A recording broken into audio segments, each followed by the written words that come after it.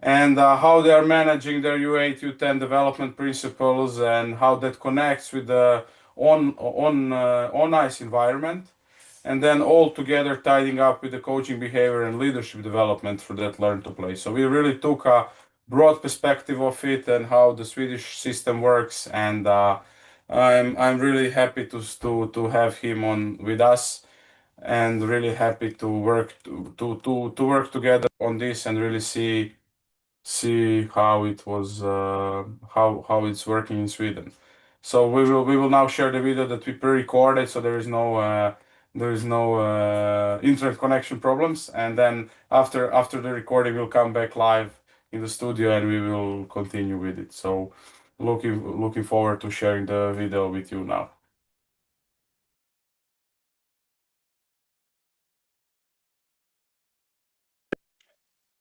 So, hi everybody. My name is Sebastian Byström and I work as Head of Player Development in the Swedish Ice Hockey Association. First of all, I want to thank IIHF for having the opportunity to give our perspective of player development, and especially in the Learn to Play program. So first we're going to have a little bit of a small agenda here. First we're going to do is talk out through our strategy. We think that from a good strategy comes a lot of good benefits from that.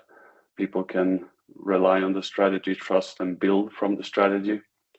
We're going to talk about how we recruit players, what's important for us, what type of support system do we have for clubs. We're also going to talk about the environment, the leadership, of course. We're going to talk about the setup on the ice, coaching behaviors, and all about that. And in the end, it's about keeping as many as possible. So that's a little bit what we're going to talk about today. First off, with the strategy, we want to be the most engaging sport in Sweden, and we have these three main areas we are working with: the highest quality of organizations, best in the world, and the increased interest in ice hockey. So you can see here we have a high number right now. We're about 86,000 players and refs. We want to reach 100,000 by the year 2030. And from that, that can seem a really, really high number. And that also makes us as an association, we have to be able to support the clubs and find a way to, together with them, find a good way to keep as many players as possible in the system. We get many players in. So what we're going to talk about, the recruitment, for example, Hockeyskola, we're going to talk about that. And in that phase, we have a lot of players coming in, but we see also that we are losing players along the way. So basically our development model looks like this. It's based on the player in the center of everything. We have the technique, we have the tactics, we have the physical, we have the psychosocial parts as well. We have the parents involved, of course, the coach and the organization itself. And about that is about being a role model, no matter if you're a parent, player, coach, or a manager on the organization level, for example. So our 4 principles, we work with human-centered approach as number 1. And number 2, we give everybody a chance to develop. And number 3, we have adjusted training in games depending on the target group. So great dynamics and a wide range of opportunities in practice. So basically, this is our 4 principles that we rely on to have as good player development as possible. Except that we also have a strategy for girls and women, and we see different areas here with growth, development, and performance. And here you can read it yourself later. But of course, this plays a big role that we want to have girls and women's team along the way. So we have teams that are possible for girls to play all the way up, both in girls teams and if it's possible and necessary for clubs that maybe doesn't have the girls teams, also play with boys, of course. But we are reaching for that ambition to have girls with their own teams all the way exactly like the boys. So from the recruitment side, let's start with Tre Kronors Hockeyskola. This is when you enter ice hockey in Sweden. When you start ice hockey, this is between 5 and 8 years old. So in this phase, you have the good opportunity to just have fun. That's the start for hockey. You have to try and feel comfortable skating and all the other techniques as well. But of course, skating is a big factor to be able to play hockey later on. So we're gonna watch a movie now and see it from there. It's a little bit of a video we have done to support the clubs and get some inspiration.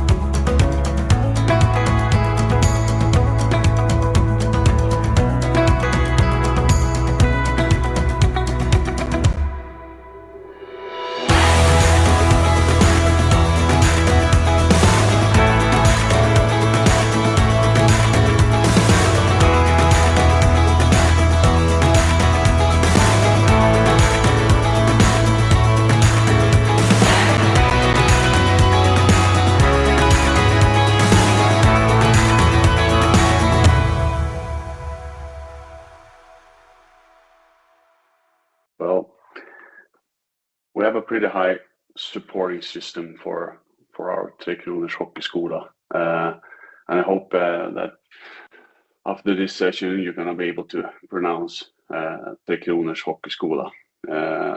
We have a huge support system for club coaches and parents, which in the end are supposed to help the players to become as good as possible and have as fun as possible. So first off, we have 18 regional hockey developers and club developers in total that supports the clubs in their region. I'm going to show you a picture later of how many regions offices we have. We also have the Swedish Sports Confederation that helps out with clubs and educate or gives information or have other topics where they come out and have their sessions. We have information throughout the year. We start off early before the season, help the clubs to get materials that really can support them in a good way. We have a yearly regional education program. So first of all, we have this first setup in October, and then we have a follow-up in January. So that the coaches and those who are responsible for Tre Kronors Hockeyskola has an opportunity to exchange experiences and what are they doing on the ice and how are they treating the kids, what challenges do they have, and how do they see the kids becoming a really growing person and on a journey to become a good hockey player. So we also know that this isn't only for the players. We want to have parents that feel safe putting their kid into hockey. So information to the parents and highlight that for clubs as well to reach the parents. So if they feel that it's safe to put their kids into hockey, that's a good start, and hopefully we can maintain that throughout the years.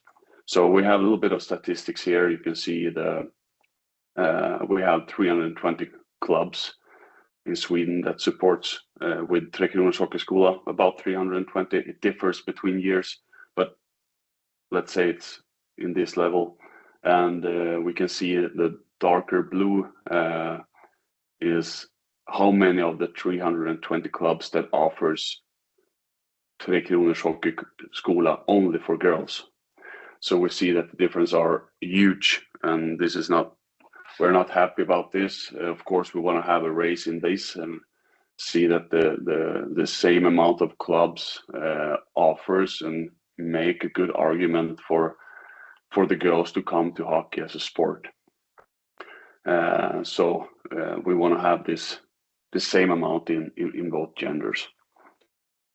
So for us, it's important. I talked about the support system and the knowledge. We don't know when the coaches comes in. We don't know about the parents, if there's the first kid or second or third, that they have some experience maybe. But when they come into Trekking Hockey School, we want to have high support for coaches, parents, and players.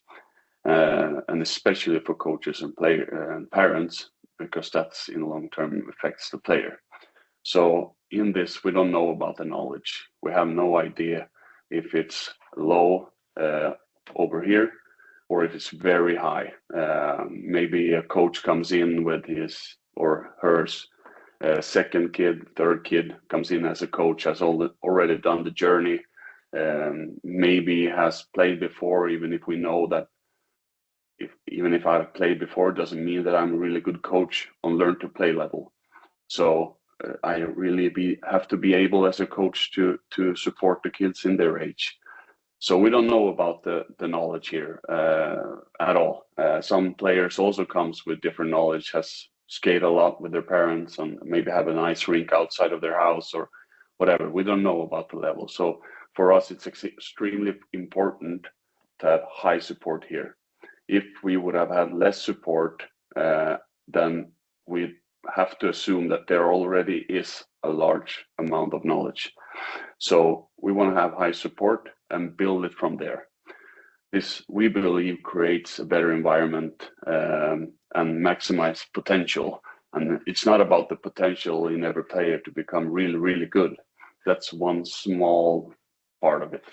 But to maximize the potential, having extremely fun and thinking this sport is the best in the world.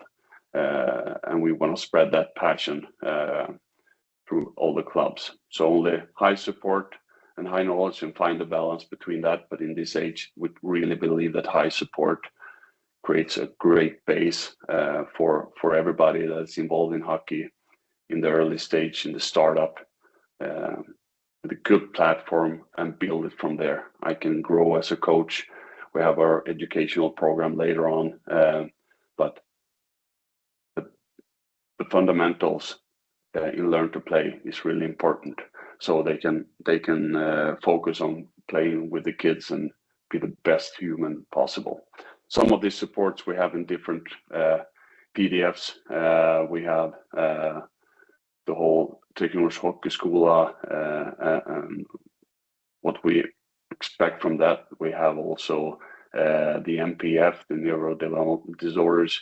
We have the parents, we have the equipment, we have some checklists, both for those who are responsible for Trekking Hockey School in the club, and also a checklist for the startup for hockey school for girls. Within this, we also have other checklists. So this is extremely important that it's built to be as simple as possible to make it as good as possible. We also have some printed materials where they can go into a website and print it themselves. We have this new guy, Pukki, who's in the house. So we are really proud of that. And he's a funny guy. I'm going to show you a movie now about him. And later on, I'm going to show you his new friend as well. So we start with the movie with Pukki.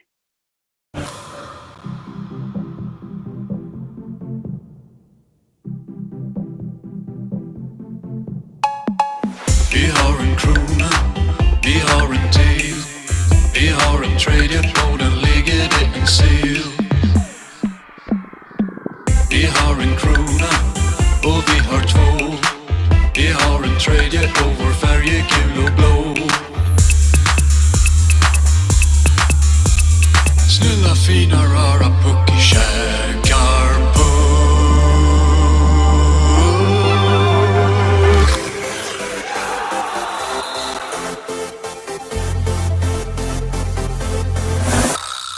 Käka pucken, Sverige kämpa på.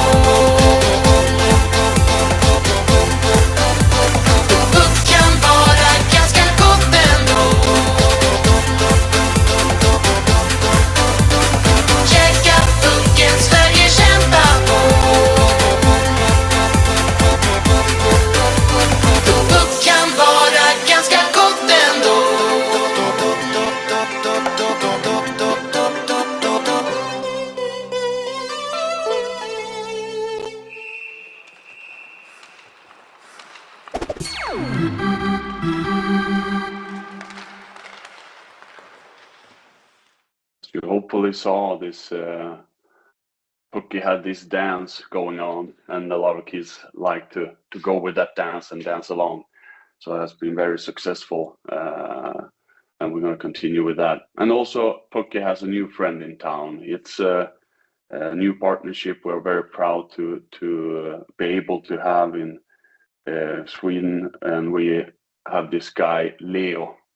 Leo is a lion, as you see, and he has his own big playgrounds spread all around Sweden. They have many playgrounds, and in that partnership we have an area at the playing areas where we have a hockey area. So this is a new friend.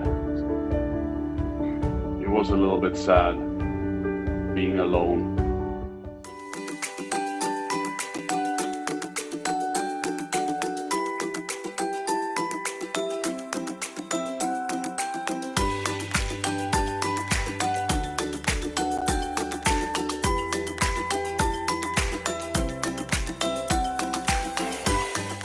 So now Puck is a lot happier, and this is a footage you can see of that playground area, and there's a lot more to it. So we also support with jerseys. We support with these neck protectors and those blue pucks. When this package come to the clubs, they get different PDFs and all that materials as well as this. So we have this as a great support system for our clubs, and that's important. Once again, it's going to be simple to make it as easy as possible. We also started this season that all clubs have to have smaller goals for the goalies. You can see here is a Trekronors Hockey School player in the original goal size. And as we see here, it's not natural to be a goalie in that. And it's not natural to become a goal scorer either. So we made a player development decision that all clubs has to have this size of the goals. So it's easier for the goalie to make the save. It's also more difficult for the players to score. And this we have in Trekronors Hockey School and when we go to under 9. So this goal, we see that in the beginning, the goalie coaches and the overall picture of it was a little bit skeptical. How would this change? What would happen? But as we see it, it has huge benefits for both the goalies and the players. So yeah, it will be a little bit more fun to be in the net when you can be able to save more pucks. And personally, I think it's a little bit more fun when it's more difficult to score as well. If it's too easy, then I just put it there in the net. So the feedback we get is, of course, difficult for everybody to get those, but from the player development side, it's a huge benefit. So this is just up to under 9. We have the perspectives here. We also support and made together with CCM a goalie equipment. In the past, we supported the clubs with that as well. Right now, we're not doing it, but from this time when we support the clubs with that, I think it was way much easier to be a goalie. So we're going to show a movie from the goalie equipment, which is very easy for the players.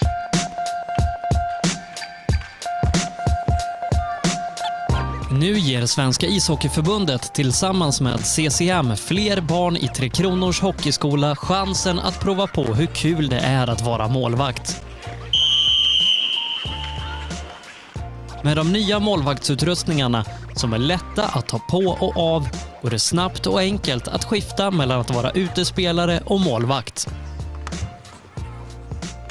Målvaktsbenskydd som enkelt hålls på plats med ett fåtal kardborreband. Tröja med insydda skydd för armar och överkropp. Allt sammans tas snabbt och enkelt på utanpå den övriga utrustningen som en utespelare har, så att bara handskar och klubba byts ut för att få en fullt utrustad målvakt. Trä tårarmarna i kors framför och sedan in under skridskon. Sätt ihop kardborrarna på skridskons ovansida. Passa in knät i rätt höjd. Benskydden är märkta med right och left. De vita kuddarna skyddar insidan av knä och underben. Fäst de 3 kardborrebanden vid vad, knäveck och lår. Dra tröjan över huvudet och fäst kardborrebanden i nacken.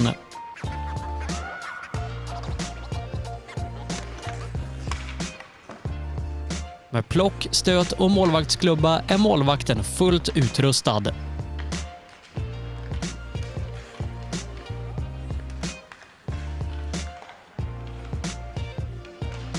Målvaktsutrustningen förvaras i en praktisk bag. Den vita plastremmen i benskyddets nedre del är tänkt att löpa löst under skridskon. Men eftersom benskyddet sitter bra på plats utan är rekommendationen att den tas bort. Den kan avlägsnas och vid behov sättas dit igen på följande sätt.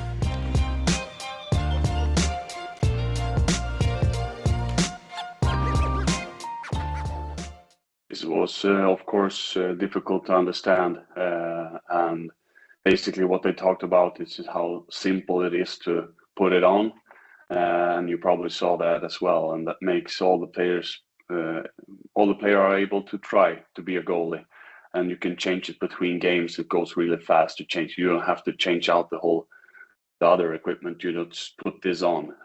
It's very simple to use, and it's way much more fun to get this for the players to try it out. So basically, we talked a lot about the support system now. We are not like we are spread out, and we talked about the region offices before. We have like Swedish Ice Hockey Association from the central side, and then we have our regional offices where from the north, east, two offices in east, one in west and one in the south. So from those offices, that's where our 18 hockey and club developers works to support Trekronors Hockeyskola and the Learn to Play program, or the player development and club development overall. But now we're talking especially about Learn to Play. So from there, we have good perspectives of how it can look in the clubs. They support and they have they help each other out. This is an example of a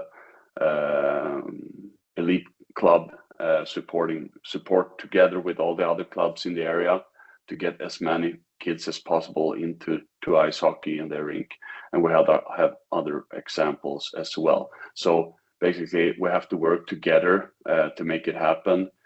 We have a good history and a good culture of hockey, of course, but that doesn't come cheap. A lot of people put a lot of effort to be able to support their kids in hockey, and the clubs and the coaches are very passionate to help out and be able to develop together.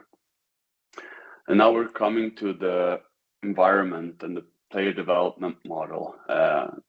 And of course, we can talk a lot about the big perspective here, but I'm going to break it down to what it's all about for us. First of all, it's about this. This is a small person. This is a small person coming into hockey. And this person are not aware of the challenges he or she is going to make along the way. Like, there are so many things along the way that we have to face as a player. And of course, we have to support them in a good way. So here you can see a lot of, just a few of them, I would say. So that affects the player along the way. But in the end, it's all about one thing. And we did some study on this, and I'm going to go through that shortly about that. It's a player-centered approach, no matter what. So let's talk about the difference between a player-centered approach and a coach-centered approach another time. I will focus now on what makes our sport so fun, according to the kids. So we asked the kids about this, and their top 3 is trying hard, it's positive team dynamics, and it's positive coaching. So that's their top 3. And this study was made, this is the result, and unfortunately we have this only in Swedish, and this is 84 factors where they found fun with sports, and this was a study together with the Basketball Association, Swedish Basketball Association, and the Swedish Ice Hockey Association. So this shows that they have a lot of fun, and that's what they said about it. So, and also you can ask about maybe what age are this? Is this only for boys or girls, or is it only for elite clubs or countryside clubs? No, this is everybody. This was the age between under 9 and under 19. So boys and girls, big city clubs and countryside clubs, everybody listed this. And remember the first 3 with those 3 first ones I showed you: trying hard, positive team dynamics, and positive coaching. So from there, we can build the player development from the perspective from a person coming in and plays hockey. Then that person becomes a player. We want to build that from equality and the inclusion criteria, that everybody has a chance to try hockey. We do different projects where we find it very much easier to try hockey if you're not maybe not in the areas where hockey is a big culture, or maybe you're not financially able to try it. So we have a system where it's possible to actually borrow equipment and try it basically for free. So, and from that side, let's talk about the individual development. In the individual development, we have, of course, a big part being a team player. It's a team sport, not an individual sport. And sometimes you can get confused with this. Individual development doesn't mean that you only focus on yourself. You have to focus on the team as well as you get better with your own skills. And from there, we want to build, of course, a professional career and a long-lasting interest. No matter if you're going in a professional career, we want to build this 2 ways that you stay long-lasting interest in, for example, being a ref, being a coach, being a equipment manager, being a sponsor in the future, or stay in work, selling coffee, or no matter, you want to be involved in sports and in the hockey family. And can you build a professional career from that interest and from that passion? That would be awesome. If I choose to be a coach, I have different perspectives to reach a higher player development. Like, I have to consider environmental aspect, physical aspect, how I talk, how I act with my body language, of course, emotionally, socially. There are so many things that affects a player development, the future for the player development, and from there we can build it from the psychosocial parts. We already talked about that in the beginning, the technical aspects, the tactical aspects, and the physical aspects of it. And it's really, really important to highlight the psychosocial aspects of building relationship with kids, building up trust and safety to be able to express their feelings or thoughts, to be able to develop. This is a very, very important aspect, and it always starts there. If I get a good program for the best practice ever, if I don't have players that are feeling motivated enough to execute it, then it's not necessary. So we really have to be strong on the leadership and how we treat kids in the environment. And when we come to the leadership and the communication part, we build our leadership around the full range leadership model, and of course self-determination theory. And you can read more about that. There's tons of studies about that. So basically about the transformational leadership helps you out to be in a good range of a coach and realize how internal motivation actually affects the player. So how do we want to see the role model in coaches? So we want to build the psychological support, the safety, and creating a teacher environment. And with kids in Learn to Play program, everybody comes in more or less empty-handed. The players need a lot of support. They need to try a lot of things. They need to have fun along the way. And you can always ask yourself those questions. How does a coach build a psychological support and safety? And what type of behavior does a coach have that creating a teacher environment? So from those perspective, you can figure it out yourself. And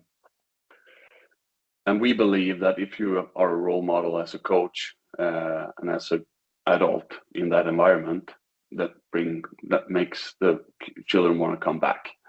So here we're going to watch a movie. It's just a way of how you make your instructions, involve the players, let them be engaged in what we are doing and stuff like that. And I'm going to talk a little bit through this because this is a text in Swedish.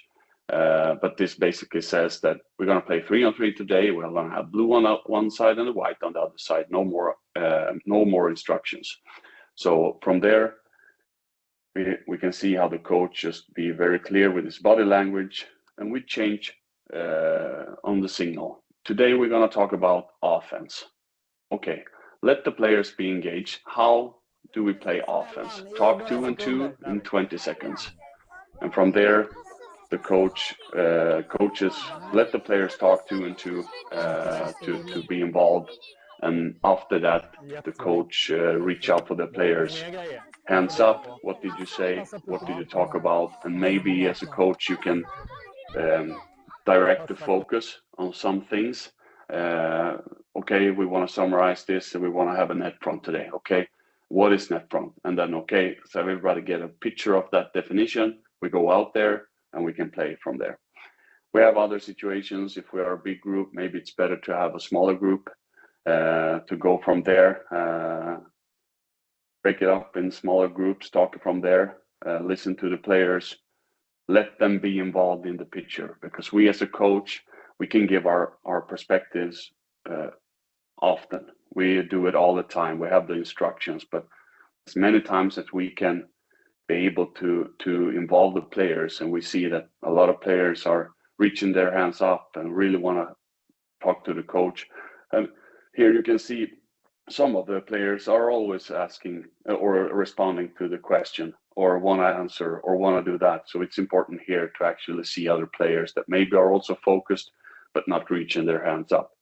So from here, we also have an active coaching style. So for example, while we are playing, where we're talking about the net front, let's focus on the net front today. What is net front? The definition was almost clear, but what the coach does here is really good, that he frees the play, talk with the players, and let the players see the situation where all the players were standing. So this guy, he really highlighted his way of standing in front of the net when the shot came, and just highlighted that positive reinforcement. Boom, go out there, play again. So we get the definition of how a good net front would be in this situation, for example. Later on, creating a teaching environment, of course, we want to give the players opportunity to experience ice hockey activity and get feeling of joy and meaningfulness.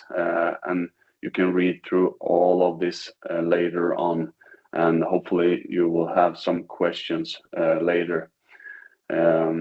But like I said, that's really important to have this psychosocial aspects of it, that it's a team sport, and learn that it's a team sport right away. So the relationship with others, and learn to cooperate, understanding the more favorable behaviors. So from that, I know in this situation, this was really good, and that's worked really good for me, and the coach saw me. So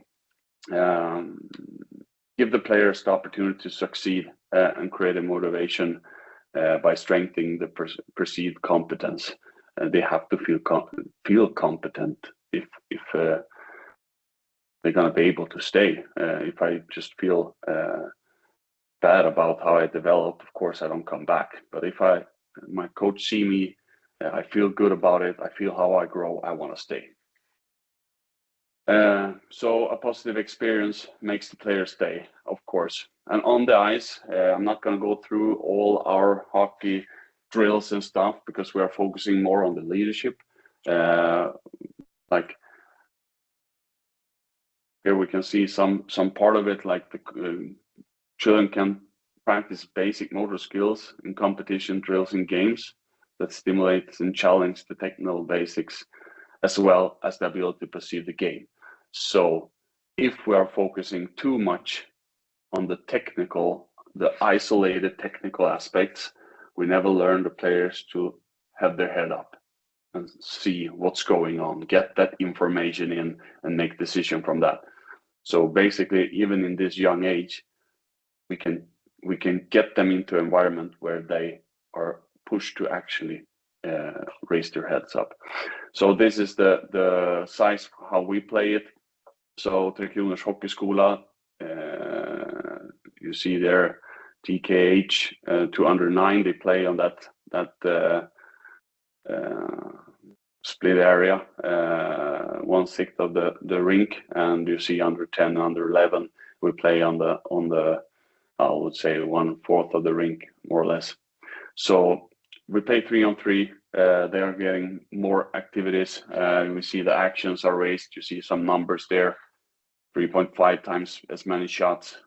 Closer to the puck, it's easier to have to really go for that stick on puck or go for that forecheck, or I'm closer to the puck all the time, no matter my skill level. So it's getting way much more fun. And of course, even in this young age, we need to remember it's about the 4 roles. Once again, it's a team sport. We want to have kids that scan the game. We want to teach those type of behaviors to maximize the opportunity to make a good decision. Also understand the triangles in the game. For example, in small area games, we can see coaches not being that active enough. So for example, the video I showed you, just being active and positive, reinforced behaviors where this is exactly, you are going in the right direction. And then we can talk later about that, how we come to that part. But to make the players understand the triangles in a team sport, and especially in ice hockey, that's so important.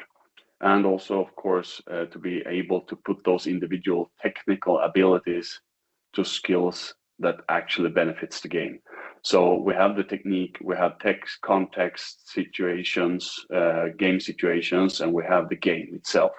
So the more you come with the technical aspects of it, the more you can adapt that to the game. We define that as a more skillful players. And of course, we need a range between all these different aspects of how you create a drill on the ice. But the technique, basic technique, isolated technique, that's not a skill for us. It's a skill when you can actually do it in the game. That's a skill for us.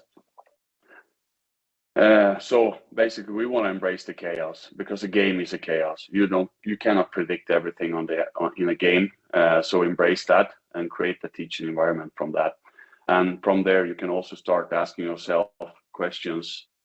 What does your leadership look like? What behaviors are important in your leadership to create and perceive that you want based on needs from the children and the organization? So from there, you can build from it. On the ice, let the players try. Let them do it. Just if they have some other idea of the same drill, just let them do it. It doesn't matter in the end. They get the opportunity to skate. They get the opportunity to have fun. They get the opportunity to actually be able to choose something from the practice. Ask questions along the way. Maybe show a little bit some other options. This is maybe how you can do it. But it's, of course, really important to see the player and the effort from the player, that when he or she comes into a situation and maybe it was not successful. Maybe it was a failure from the player's perspective, but that's also important to learn from failures to grow. And also in that perspective, it's important to see the failure, but also see how they are growing, and in that case, even succeed in another situation, so they can feel that this was part of it. Now I can move on, keep on trying. So keep practicing, focus on behaviors and effort. I already said it a number of times. Keep practicing again and have a lot of fun. When the player comes back, we are happy coaches, happy organization, and looking forward to see where the player development can grow from that. So we have, of course, a number of drills where we have that as a tool for coaches as well. This is just an example. We have 3-on-3, we have some stick handling, we have some skating and some other parts. We have some competition down left corner. We have some shooting drill and I would say obstacle race for example, and then we have a competition to the right in the right corner. So this is just an example of drills, but the drill itself can be really useless if you're not having the right coaching behaviors on the ice for make that happen. Even a 3-on-3 can be really boring with bad coaching behaviors. So we want to highlight the coaching behaviors and the psychosocial parts from the player aspect and grow from there. I'm going to sum this up. Our system are built, our Learn to Play program are built to make the difficult things simple. So when the coaches comes in there, they have the support, they have a startup, they know what platform they can start from and grow from there within our educational system, or just by itself during the season, have different drills, different aspects, but also have the opportunity to talk about their coaching behaviors. So that's a really important thing for us. The parents have their support as well. Why are we playing like we are doing, and what's important to be in a parent in this age and stuff like that. And the organization as well, to have this materials that being sent out. You can bring everybody together. Everybody looks the same. Everybody have more or less the same jerseys, no matter where you play in Sweden. So that is something that we are really proud of, and this is our by far most important job, to get players into hockey and the best experience ever. So we have the opportunity to offer them a good journey in ice hockey. So basically, we talked about the strategy, we talked about the recruiting part, the environment, how coaching behaviors affects the players, leadership behind that, and that in long term for us is important to keep as many as possible. And within that, it's all about having a lot of fun. A smile on their faces, you're on the right track, even if it's a chaotic situation. If you have the smiles there, and they feel engaged and involved and be able to really push for that, then it's a part of the success. So I just want to thank you for this opportunity to give our perspectives of play development in the Learn to Play program. And I want to just send to everybody good luck with future development, and thanks a lot.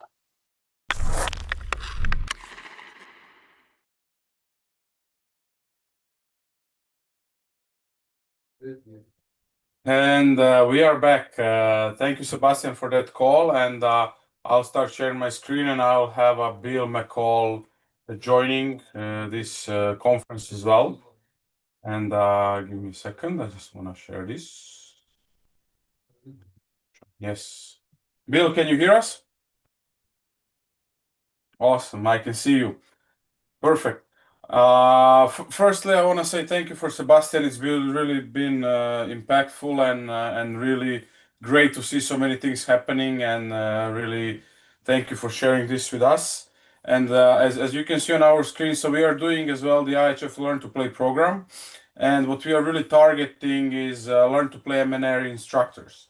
So those are the people, as Sebastian, for example, in Sweden, who are really instructors and working with the local coaches in their federations. And we already had 4 different Learn to Play events in this term, and we had one a few months ago in Asia, actually in Hong Kong for Asian countries. And we are next in 2 months. We are having Learn to Play for Europe and Africa, and our registration closed. We have 20 M&As registered in it, and we are really looking forward to it. But kind of what we wanted to share with you is that's why Bill joined us, because we did a little bit of changes with the Learn to Play program, and we are really targeting people working in federation who are educating the coaches with the Learn to Play.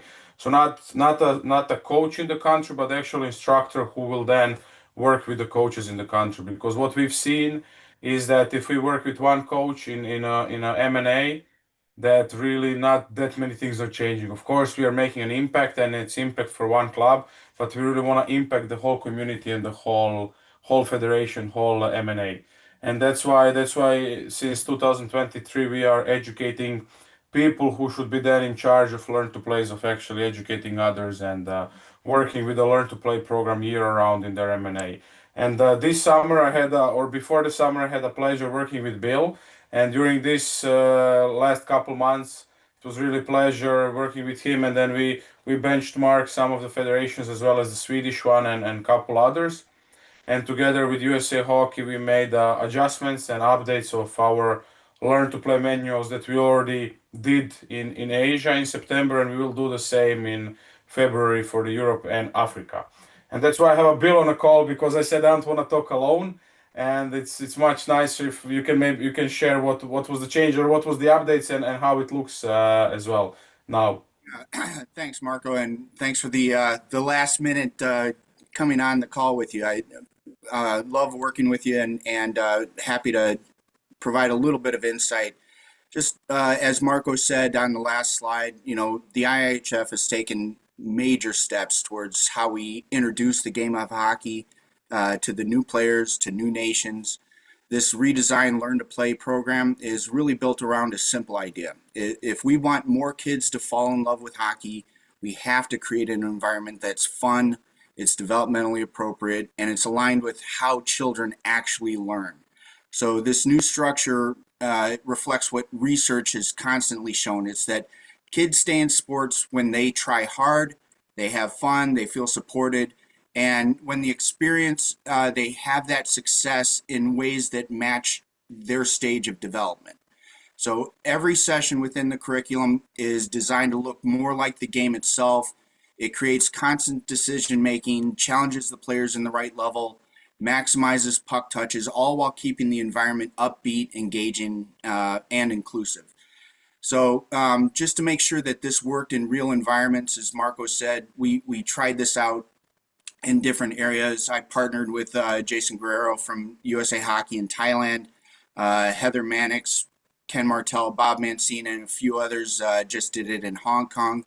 But what we've been doing is that we wanted to just make sure that we were on the right path, that this simple truth of whether you're coaching in North America, Asia, or anywhere across the world, these core principles of great coaching, the clarity, structure, purposeful questioning, and genuine fun learning, this environment that we're creating, it's universal. So the lessons from these pilots that we have, it really shaped this final version of the program that we're going to be sharing soon. And the result is that this curriculum, it's a modern, research-driven, giving the coaches a roadmap for helping out new players to build that fundamental movement skill.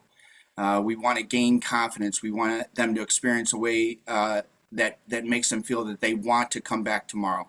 So I just want to assure everyone that this program is more than just an introduction to hockey. It's an investment for their future in this sport. Today, after hearing Sebastian's very insightful perspective on embracing the chaos, creating environments that where learning can almost emerge naturally, and most importantly, making it fun. We have an opportunity to bring all of this together. And when we do, we give young players the chance to really take their first steps into the game the right way. So I'm really excited to hear everyone's perspective on the new curriculum, and anything we can do to improve it, please let us know. Yeah, exactly, and that's I think Bill, you put it perfectly. It's really that we want to hear the feedback as well. So from the people from who were in Hong Kong and now the people who are coming to Budapest for Europe and Africa one, we really want to hear their perspective, and that's why we don't want to share it yet outside because we want to make changes if there is need to be changes. And the main thing what we did, what we added was really facilitation and giving feedback to the people because we really want to educate instructors who are working with the coaches. So we need to give them more information and more tools how to work with people, and then later on the coaches how they can work with kids. And I think this is really what we work together. And I want to thank to the Blue Jackets one more time because Bill is a volunteer with USA Hockey and working with the Blue Jackets, and really thank both of those organizations that they lended him to us, and it's been really a pleasure to work with him. And as said, and we had Peck from Thailand as well with us as an instructor in Asia, and Ken Martell as Bill already said, and then we will have in Europe we will have a Quinton Bolu and Marius Gliga with us as well. So it's really great to see different people from different backgrounds and different areas working together on this, and really looking forward to see those instructors who come to us, because it's not just a 1 week seminar. We have a webinar beforehand and we have it through the season, really supporting federations and supporting people from the federations who are working in this meaningful, really meaningful program to get kids together. And another point what I want to mention before we are moving on for this interesting part is that I really want to mention the Growing the Game Fund, because Growing the Game Fund we talked about before, and we talked with the federations, and federations are able to apply for it. It's meant funding for the federations. Is that really it's still open, and it's open until 21st of December. And if you have any questions, just shoot a message, shoot an email, and it's for the federations to receive the money. And one of the budget is for building and improving the program, which could be the Learn to Play program as well, or it could be on ice activity with the Learn to Play with the kids, or even equipment support that you can get for.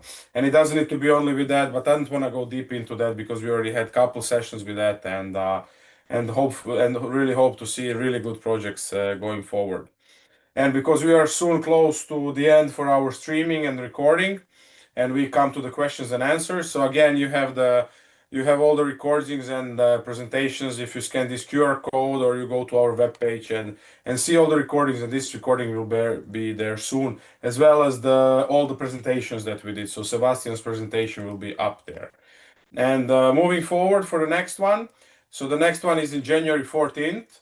It will be about coach education. So before that, Merry Christmas and Happy New Year for everybody. And really looking forward to see you in the next year. And hopefully this year was great. The next year will be even better. And for our next year, we start with our Kalev Alja, who is the development manager for Europe and Africa. And he will be talking about our new IIHF coach education framework, because one of the minimum participation standards is the coaching education program.